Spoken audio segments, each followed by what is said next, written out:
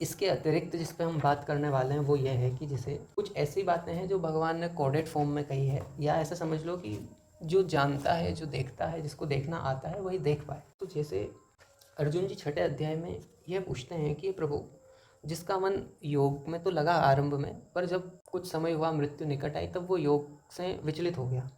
तो कहीं ऐसा तो नहीं होता है कि वो न तो भगवान को प्राप्त कर पाया और न संसार का रह पाया? ऐसे योग भ्रष्ट पुरुष क्या बादल की भांति छिन्न भिन्न होकर नष्ट भ्रष्ट तो नहीं हो जाता? आप रेफरेंस के लिए स्क्रीन पे देख सकते हैं।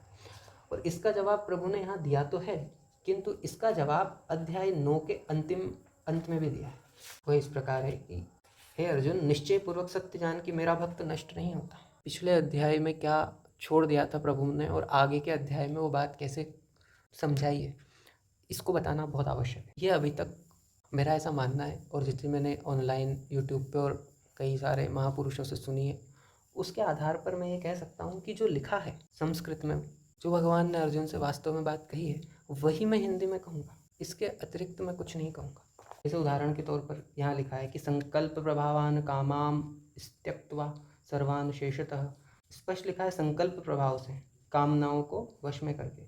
और यहाँ इसका हिंदी अनुवाद में क्या लिखा है, संकल्प से उत्पन्न होने वाली संपूर्ण कामनाओं को निःशेष रूप से त्याग कर मन के द्वारा इंद्रियों के समुदाय को सभी ओर से भली भांति रोक कर। लेकिन भगवान ने जो अर्जुन जी से श्लोक में कहा है, वो कहा है कि संकल्प प्रभाव से मन के द्वारा सभी कामनाओं को रोक कर, क्योंकि इसका तो कोई अर्थ ही नहीं निकल रहा है। अगर इसको आप स्वयं भी बैठ के पढ़ो तो इसका अर्थ ही नहीं निकल रहा है। तो इसका जो मूल बात है वो यह है कि संकल्प प्रभाव से मन के द्वारा सभी कामनाओं को रोक कर। तो ऐसे कुछ है जो प्रिंट मिस्टेक में प्रॉब्लम्स है, मैं वो भी बताना चाहता हूँ। अब क्या है कि ज्ञान उत्पन्न हो जाएगा आपके अंदर, या आपको सब बात समझ आ जाएगी, यह बोलना मेरे लिए क्या सबके लिए कठिन है, क्योंकि यह सिर्फ भगवान जानते हैं।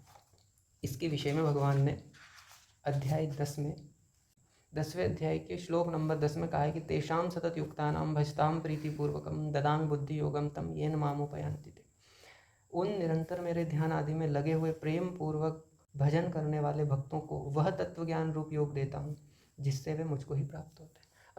इसके बाद में मुझे एक बात और कहनी थी आपको, वो है संस्कृत के विषय।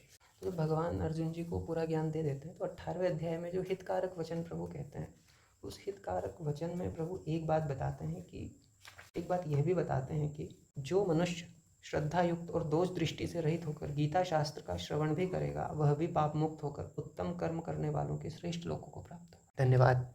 आप सभी के हृदय में स्थित परमात्मा को मेरा प्रणाम। नारायण हरि नारायण।